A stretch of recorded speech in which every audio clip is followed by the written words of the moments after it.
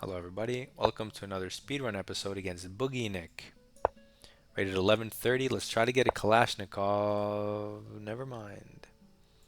We play e6 in order to take advantage of his bishop's positioning, because in the Sicilian, in any opening you want two pawns to affect the center. So if you can play d5, which is a pawn duo with c5, it's very strong, very nice. He gives us this check. All through the speedrun we've been blocking with the bishop to exactly for this reason, to be forcing. You can't just do what you want, as opposed to blocking with the knight. You can do what you want. Why? Because it's hanging. Hello?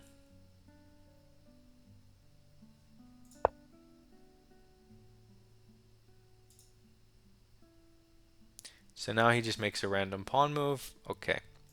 What are you going to do? Let's just develop.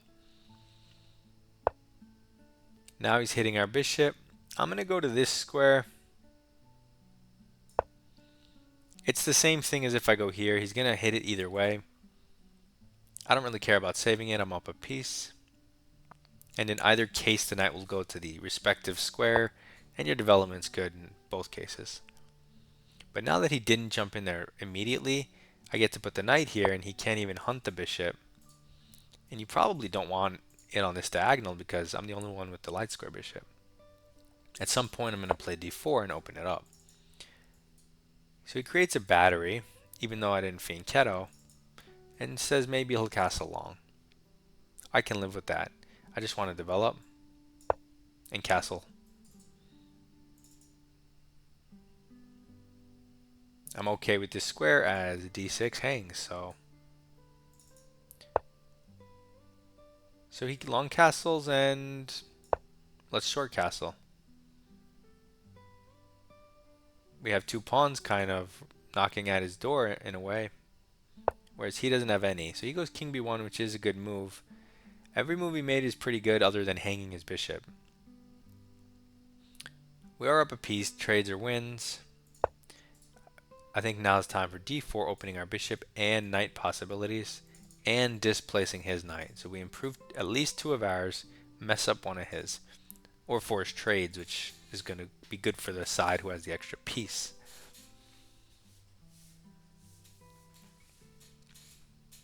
And our position's great. So he goes back, but now all of his pieces are limited and locked in. So now I can improve my own pieces for free,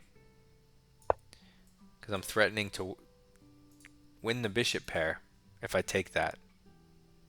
And my knight's on a great square. Potential knight c3 tactics down the road once we're better developed. But I will take this bishop, which is his most active piece. The downside is it helps him develop one of his pieces. However, I do have two knights. I'll probably only want one. Let me take the bishop.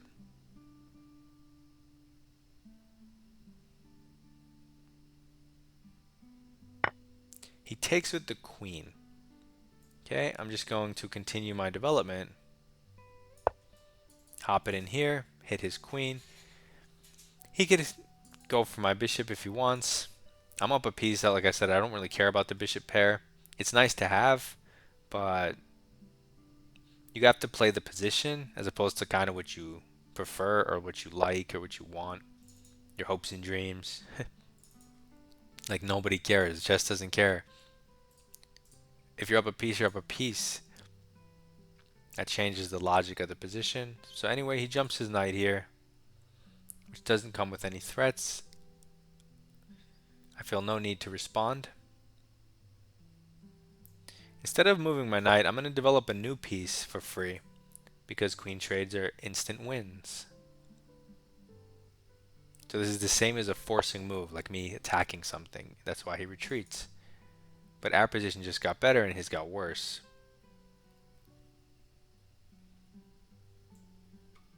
I mean, you can go to either square. I'm even going to just put the question to the knight. Does he want to leave it there and try the fishing pole? Or is he going to move it?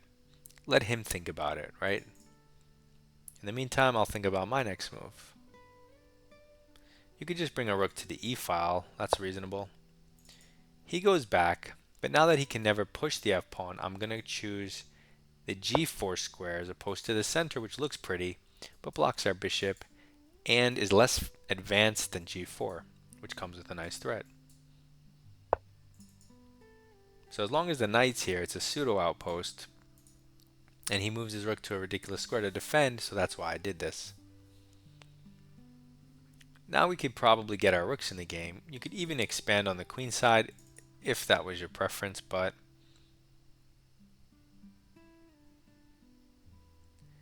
I don't see the need. I'm going to just put my bishop on this square and then put my rook on the e file. I need to get my bishop out of the way, can't stay on e7 forever. So I like this construction. Our bishops are lasering the board. Our rooks are going to come through the open file. Our queen's pretty centralized. We're up a piece. His rooks are passive. I mean, we have everything you could ever want. And hopefully I've explained the moves well. With words, memorizing lines is not going to help your chess.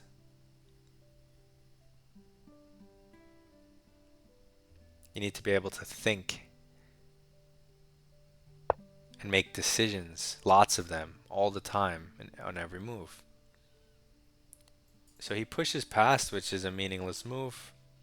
Maybe he wants to give some space for his knight, but trades are good for us, so it doesn't really matter. Let's get a rook to the e file. Well, why'd I move my a rook? Nobody really knows. Keeping the f rook touching your king physically denies any rook to the back rank tactics. There's a lot of weird deflection tactics that in the future. Plus, I don't plan on pushing my queen side, so I don't really care. So he moves the rook, but that hangs the pawn. I think he forgot why he put it there. Right? Yeah, he definitely forgot. And now that this pawn's gone, we have a new, better, real outpost as opposed to the g4 pseudo outpost. Well, now g4 is a real outpost too because the pawn's gone, but when we retreat the knight, now we have this e3 outpost, which is just, that's the octopus knight. It's worth 5 points, you know. So at that point, they just have to sack a rook for it. And even then, their problems aren't solved because we're going to recapture and put something else there. So let's do that. He can't even sack at the moment because the knight's in the way. This knight's hit, so he has to be careful. He does not notice. So now we're, winning more things. We're up 7 points of material. And although our bishop has been hemmed in this entire game by our pawns, and it's been, I don't know, kind of just there protecting, we now have the bishop g5 square and diagonal, which could be good. So he moves his knight, and it's perfect timing because I was going to move it here anyway, and now maybe I can take. His rook's hanging. You could give up the bishop. You win 2 more points, but maybe... I mean, he didn't even move it. He's just going to leave it there 2 turns. We don't really have a cool follow-up. That's the thing. So let's just take the rook. I wanted to keep my bishop and look for something cool, but it's pretty straightforward, cut and dry. There's nothing cool. So let's just take the material. We'll force trades. Doesn't matter what you do. Let's not hang our queen. Let's just open up the file for our rooks. Could also do that. We have so many options. I guess we'll just do this one and hit the rook. We'll offer the queen trade next. You can move the knight. You could double the rooks. Okay, so he does see it. So let's just double before we move the knight. Let's get a little prep. Okay, he does he does go for checkmate, so even though you're up 9 points of material, you still can lose the game because of 1 square.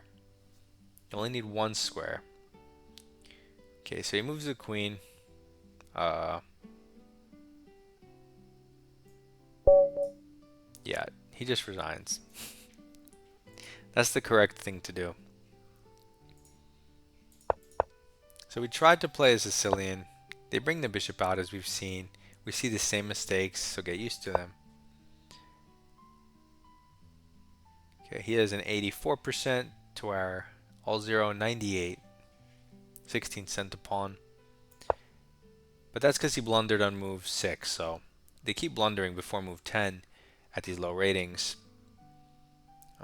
So maybe give the Sicilian a try, and even though we haven't gotten theory yet, you kind of can just get a good structure, especially if they just bring their bishop out and play like this. So anyway, center for free. Forced defense for free. He hangs the bishop, which is ridiculous, and development in center. Force move. Development in center. Development in king safety. King safety and development. Improving our pieces for free and restricting his pieces. -5. -5. Bishop's worth 3, or yeah, that we're up, but then an additional 2 because of our center, our pieces, right? Better. Improving a piece for free because trades are wins and bishops are stronger. Free stuff. Improving a piece and center. Improving 2 pieces and center. Development for free because trades are wins. Free improving move, doesn't matter. Improving a piece for free. Improving a piece, and then it's really also improving the rooks because it will be in the way. So I'm improving the bishop, and I'm also improving the rooks in the future. Developing center. Free stuff for free. Force move. Improving a piece for free. -8. I'm up 4 points in material, but then another 4 positionally. That's a ton. But that's because he's hanging stuff. So we take free stuff. Engine doesn't even care that I don't take the rook because there's no point. So I just improve a piece. You could just take the rook. I take it next. The evaluation doesn't even change. Still -8 either way. We take because trades are wins. Improve a piece for free. Improving a piece. Forced move. Improving a piece for free.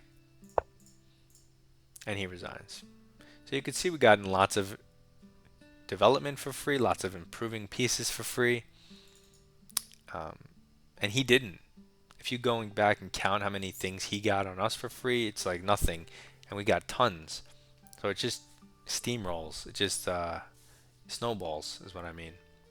It snowballs and builds up, and the lead in development, and you really only need to be one turn ahead in some type of end game, right? His king is just one turn away from reaching the desired square. So that's all you really need for your win condition. So that's why it's nice to get free moves. So keep it in mind. Submit your rapid games in my Discord. Good luck in your chess.